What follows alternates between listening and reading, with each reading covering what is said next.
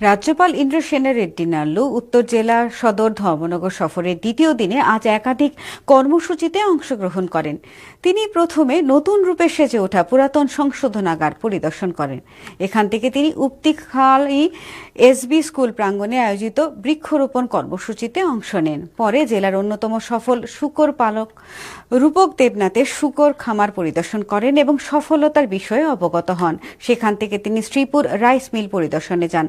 পরিদর্শনকালে মিল কর্তৃপক্ষ তাকে রাইস মিলের কার্যপদ্ধতি, উৎপাদন ব্যবস্থা এবং আধুনিক যন্ত্রপাতির ব্যবহার সম্পর্কে বিস্তারিতভাবে অবহিত করেন। রাইস মিল পরিদর্শনের পর রাজ্যপাল অয়েল পাম প্লান্টেশন পরিদর্শন করেন।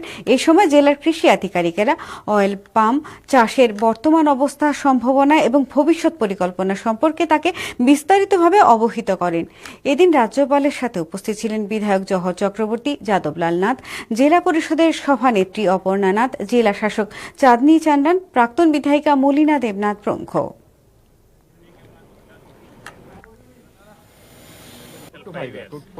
थर्ड ईयर में सर हम लोग कलेक्शन नहीं करेंगे सर। नॉर्थ ईस्ट में मॉडर्न राइस मिल बोल सकते हैं और त्रिपुरा में तो ये नंबर 1 में है। सेमी ऑटो है, ये ऑटो ही बोल सकते हैं। जैसा धान लेके आते हैं लारी में, तो लारी में से ही नीचे डालते हैं, तो फिर उसके बाद में वही लारी लास्ट में जाके चावल का तैली उनके लारी में के अंदर आके वो गिर जाता है। वैसे सिस्टम ये है, तो ये बहुत अच्छा है और इसका कैपेसिटी भी अच्छा है।